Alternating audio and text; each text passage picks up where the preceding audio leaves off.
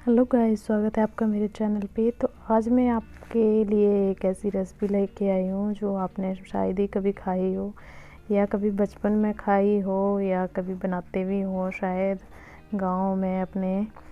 तो ये हमारे पहाड़ों में ही बनती है मैक्सिमम, और बिच्छू बूटी की सब्ज़ी बोलते हैं हम इसको। बहुत ही टेस्टी और बहुत ही यम्मी होती है, बहुत ही न्यूट्रिशियस होती है और बहुत ज़्यादा इसमें मिनरल और प्रोटीन्स होते हैं और विटामिन बहुत सारे। तो बहुत ही हेल्दी होती है ये। और बिच्छू बूटी जिसको बोलते हैं कि हाथ पे लग जाए तो काफ़ी ज़्यादा लगती भी है जैसे।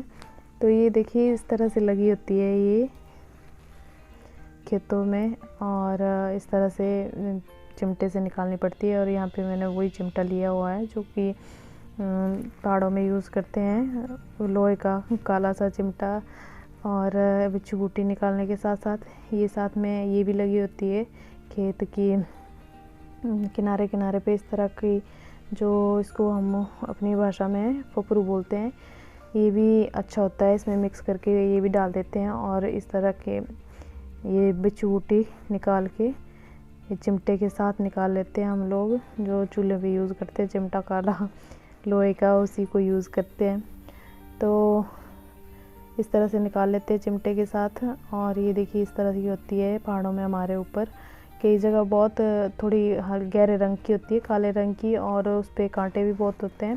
पर हमारे यहाँ ये चंबा में ऊपर साइड पे इस तरह की होती है। और साथ में ये भी लगा होता है, खट्टा बोलते हैं इसको, खट्टी बोलते हैं।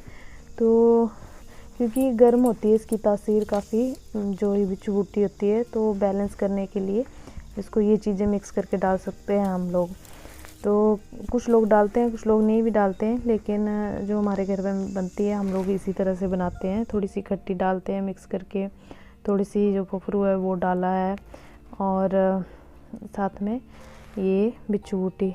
तो अब इसको 2 चिमटे लेके इस तरह से ज़ोर ज़ोर से झाड़ना है, और इसकी जो सारी मिट्टी धूल मिट्टी होगी वो निकल जाएगी। और साथ में ये जो घास वगैरह होगी एक्स्ट्रा निकल आएगी कुछ, एक एक पत्ता करके इस तरह से साफ़ करते हैं इसको। और जो जिसके बीच में जो छोटी मोटी घास वगैरह होती है वो निकल जाती है। तो उसके बाद एक काफ़ी बड़ा बर्तन लेके, जैसे बाल्टी वगैरह, खुले पानी में इसको धोते हैं। चिमटे की सहायता से ही धोना है इसको। और इस तरह से चिमटा लेके, और जब तक कि साफ़ पानी ना निकले तब तक 2-3 पानी लगा के इस तरह से ही धोते हैं। तो इस तरह धो के इसको प्रेशर कुकर में डाल देते हैं बिना काटे, क्योंकि काट तो सकते नहीं है, हाथ में लगती है काफ़ी ज़्यादा।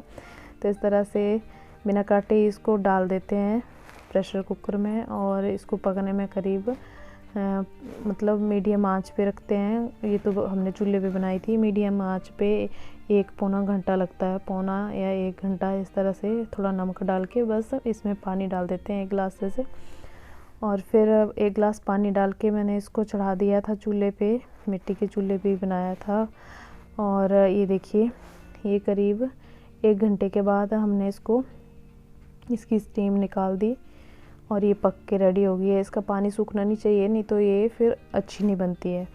तो इस तरह से कभी आप जाओ पहाड़ों में तो कई लोग बेच भी रहे होते हैं इसको, तो आप लोग ख़रीद भी सकते हो। या फिर लोकल कहीं घूमने जाते हो तो वहाँ के लोकल जो लोग होते हैं उनको बोल के आप बनवा भी सकते हो। तो फिर इस तरह से ये पक गई हुई थी, और इसमें या तो बेसन लगा सकते हैं या तो फिर जो मक्के का आटा होता है वो लगाते हैं। तो गांव में हमारे इस तरह से मक्के का आटा ही लगाते हैं इसको। तो ये मक्के का आटा लगाया है इसमें, और मक्के का आटा डाल के इसको कोटेंगे अच्छे से। और ये देखिए काफ़ी अच्छे से घुल गई है ये काफ़ी। बस इसी तरह से कच्ची की सहायता से घोटते हैं इसको। कोई ब्लेंडर यूज़ नहीं करते यहाँ पे गांव में लोग, कोई कुछ नहीं, और ना कोई मिक्सर ना कुछ। और इस तरह से ही कच्ची की सहायता से। और इसमें फिर डालना होता है हींग इसमें ऐसे ही डालते हैं, तड़के में नहीं डालते हैं। तो इसी में डाल देते हैं हींग, और फिर इसको अच्छे से घोट के मिक्स कर देते हैं सारा।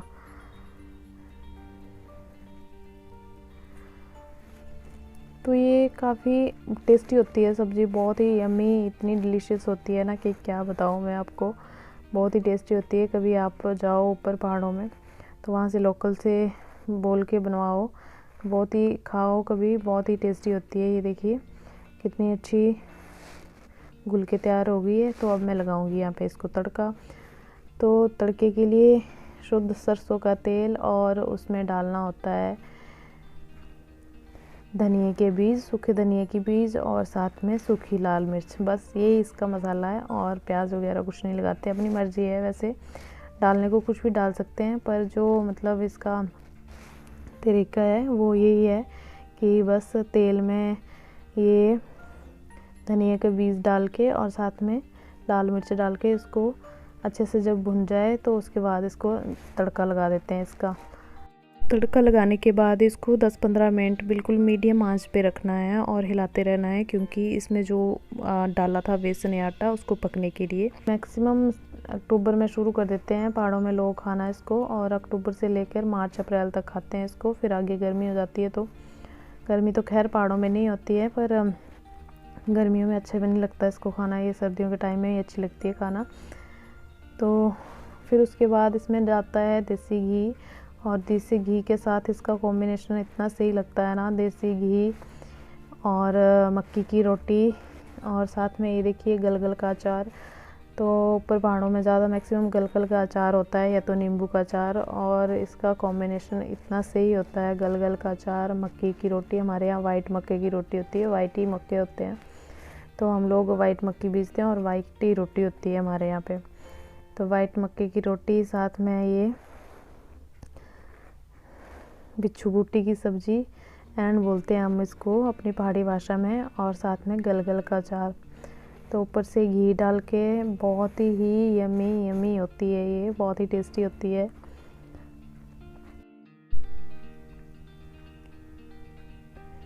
अब हम खा लेते हैं, हम लोग सर्व कर लिया है तो खा भी लेते हैं। तो बहुत ही टेस्टी बनी थी सच में, बहुत ही यमी। और घी तो इसमें भर भर के डालते हैं घी गाँव में, और साथ में गलगल का अचार साथ में, और मिर्च और गलगल का अचार या मिर्च का अचार हो वो भी अच्छा लगता है इसके साथ। तो बहुत ही यमी बनी थी। और गाइज़ आई होप आपको पसंद आई हो आज की रेसिपी, और अगर आप कभी पहाड़ों में जाओ तो बनवाओ ज़रूर, या लेके आओ ज़रूर, बनाइए ज़रूर। बहुत ही टेस्टी और बहुत ही यम्मी और बहुत ही न्यूट्रिशियस होती है। और अगर आप मेरे चैनल पे नए हैं तो प्लीज़ मेरे चैनल को सब्सक्राइब कर लीजिए, और लाइक और कमेंट करके बताइएगा भी ज़रूर कि कैसी लगी आपको मेरी ये रेसिपी। आगे और भी इस तरह की पहाड़ी रेसिपी लाती रहूँगी मैं, और देखने के लिए आप सभी का बहुत बहुत धन्यवाद। Thank you so much.